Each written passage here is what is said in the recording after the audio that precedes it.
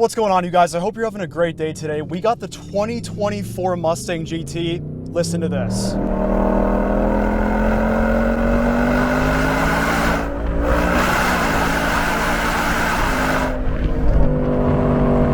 This car and the remake from the previous generation is such a step up. It blew my mind when I first stepped in this car. So let's first talk about what's offered on the outside. First of all, when you walk up to the car, you're greeted by some cool signaling in the back. The Mustang logo will shine right on the ground, and you also have a completely redesigned front end. They kept those little tri-lights because, you know, that's a signature Mustang car. And also same in the back. The back looks quite a bit sharper. You know, when I first saw this car on the internet and pictures of it, I did not like the redesign, but wait until you see it in person because I think the looks of this thing is absolutely incredible. But you know what's way better than that?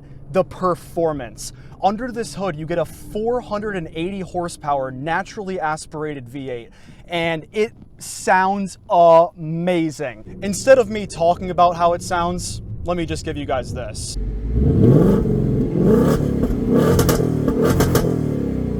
This thing, and it's not only that, if you want to, you can throw this thing in comfort mode and it just cruises. It's quiet, it's a nice ride, but when you put this thing in track mode, you get a beautiful animation that pops up and this super aggressive display on the gauge cluster here. So you can do normal, you can do sport, you can do track, and also set your own custom mode. There's slippery mode. This thing allows you to you can make this car meet your needs. It changes however you'd like to have the car drive, and that is one incredible thing about this car. Also on the outside, you get new redesigned 5.0 badges. They're noticeably different, and I think that it fits the styling of this car perfectly. This car got a lot more sharp and mean looking rather than, I guess you could describe the S550 as sort of a beautiful design, and this one, I feel like it combined the previous, the two generations ago with the previous generation. You can see a lot of the commonalities between, you know, like a 2012 Mustang and an S550 Mustang. And jumping back into the interior of this car, the materials they decided to use for this year is amazing. I mean, they basically put a Mercedes interior inside of a Mustang, which makes this thing a perfect mix of everything. Now you can pick this car up for around $50,000. This is the 2024 Mustang GT Premium. It's got Recaro seats, and it's pretty much a fully loaded 2024 Mustang. And when you start getting everything you can with this car, you're going to be up there in the high 50s. So, but you know, I never encourage going in debt for a car, but after driving this, oh my gosh.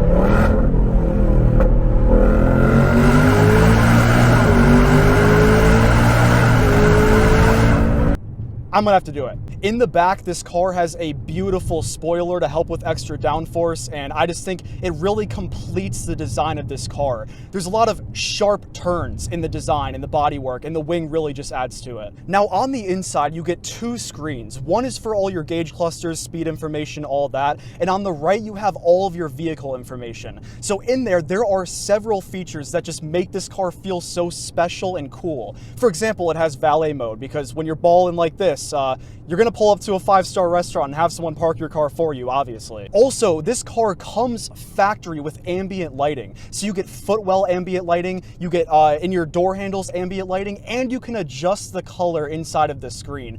Everything, like I said, it goes back to how customizable this car is. It's absolutely incredible. And we got a little bit of a straightaway right here once again, so enjoy this.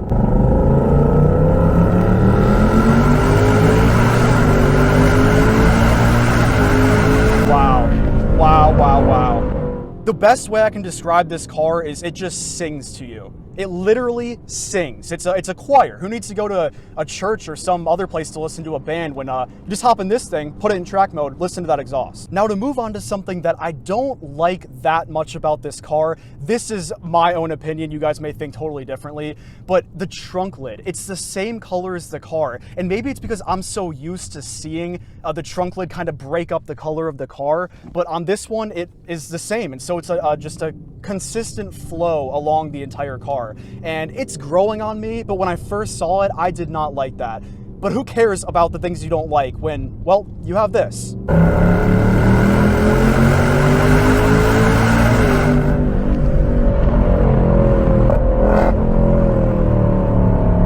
Now, the only similarity with this and the S550 that is obvious to me is the door panel. The door handles stayed the same, the lock and the unlock button stayed the same, but those really aren't that important features, so I don't care if that didn't change.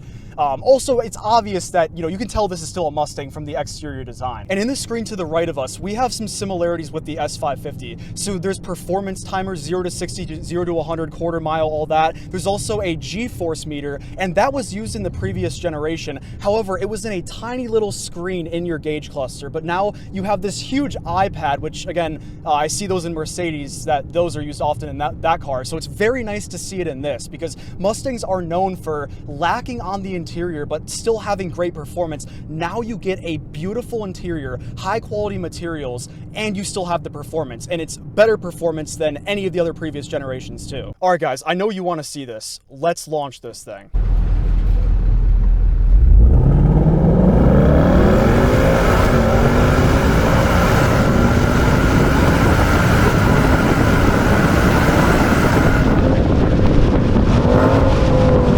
I cannot get over this. $50,000. I mean, it sings like a GT 350. That's a car that I've wanted for a while, but now, and yes, you can get this in manual, but when you have the option to have a 10-speed automatic in this car, that's hard to turn down because of how good Ford's automatic transmissions are and how well the 10-speed performs.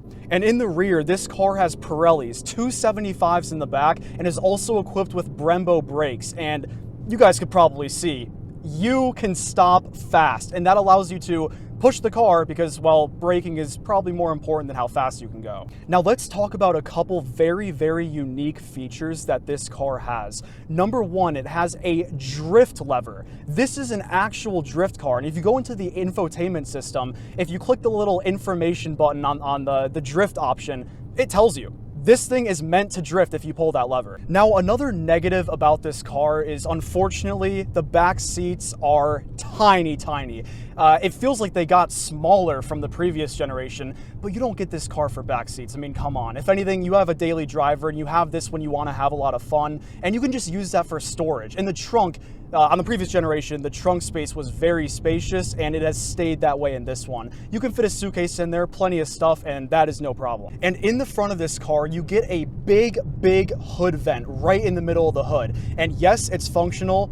I hate cars that have fake vents. They look cool, but why have them? I get it, it's for the design, but we need functional vents. And this one works very, very well. If you drive this car for a bit and put your hand over that vent, you feel the heat coming out of that thing. And guys, the difference between the selectable drive modes in this car is the most noticeable that I've ever experienced in any car before. When you're driving in normal, it feels comfortable. When you switch it to track though, those shifts get way more aggressive. The car just feels like it really wants to go. And then I love the design of the gauge cluster when you put it in track mode. The entire emphasis is on the RPMs, and the mile per hour thing is tiny because who cares how fast you're going when you're in track mode? All right, you guys, let's take 30 seconds and see how this car can handle some tight corners. It's a little bit wet outside, so I'm not gonna push it too hard, but still, I'm gonna test this thing and see how it does. Let me be quiet and let you guys just experience this car in the corners.